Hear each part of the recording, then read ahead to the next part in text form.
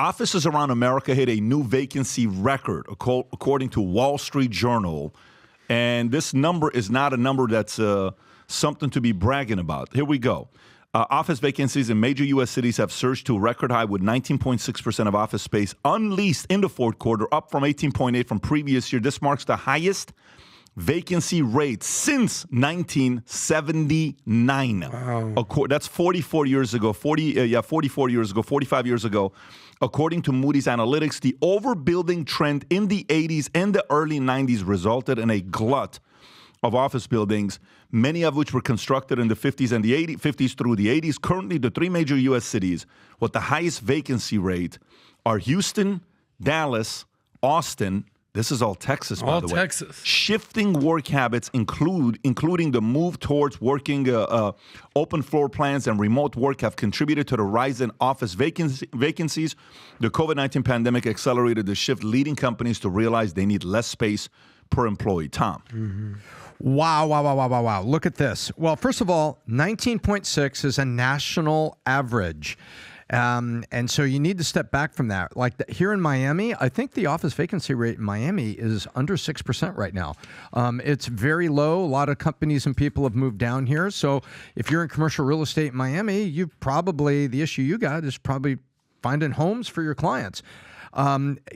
Texas, the issue, I know for a fact, is overbuilding. They didn't think they were overbuilding because no private equity company or a large community bank is going to say, okay, here's $1 billion to build this massive office, parking garage, and everything goes with it, and have no one there. They just got caught out by the amount of inventory they built, which means if you're thinking of moving to Texas where there's no state income tax and there's a lot of other lifestyle things, guess what? You probably get a very cost-effective building for your team there. But the other side of it is San Francisco, which is horribly vacant. So when you see these averages, folks, always remember these are national averages. And what is the reality is that for you as a business is whatever the reality is in the town where you are or you're trying to do it. And San Francisco, everything's vacant. Miami, everything's full. And Here's a question, Tom. Beautiful new buildings in Texas if you're moving there. Here's a question. Is this a permanent thing? Is this a seasonal thing? Is this something that's going to change? What will change it?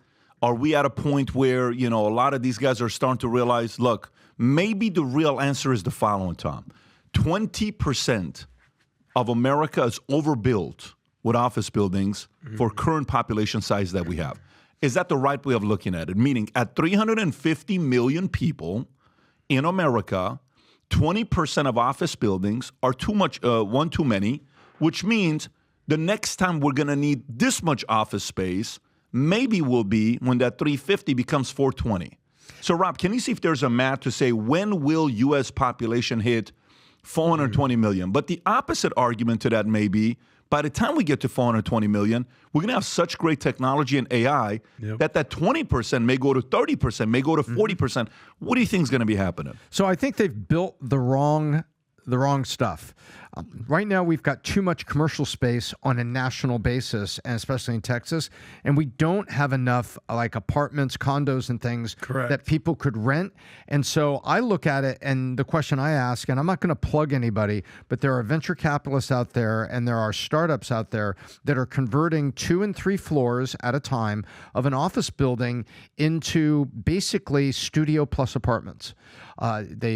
They get a bathroom in there, they get a kitchenette in there, and suddenly for $1,500, a person with a job downtown, has everything they need. Yeah. So a lot of that space needs to be repurposed, and the venture capital community and a lot of startups are out there saying, hey, give me 3 floors of this building. You lease it to me.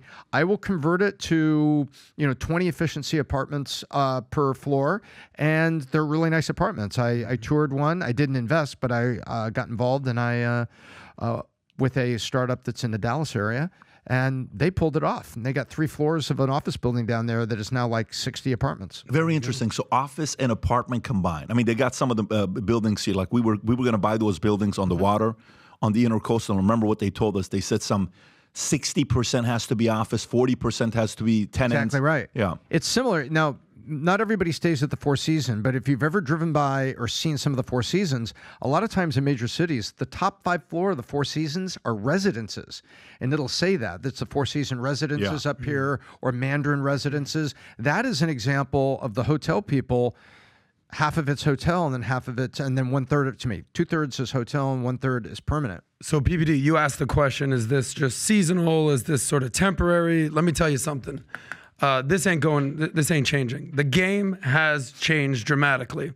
What do I mean? Well, just like Uber did to the car industry, just like Airbnb did to the hotel industry, just like Bitcoin did to just normal financial products and fungible tokens and all that fun stuff, just like podcasts did to media, same thing's going on here with commercial real estate. Tom hit the nail on the head. Damn right he did. You know it. But I hit it.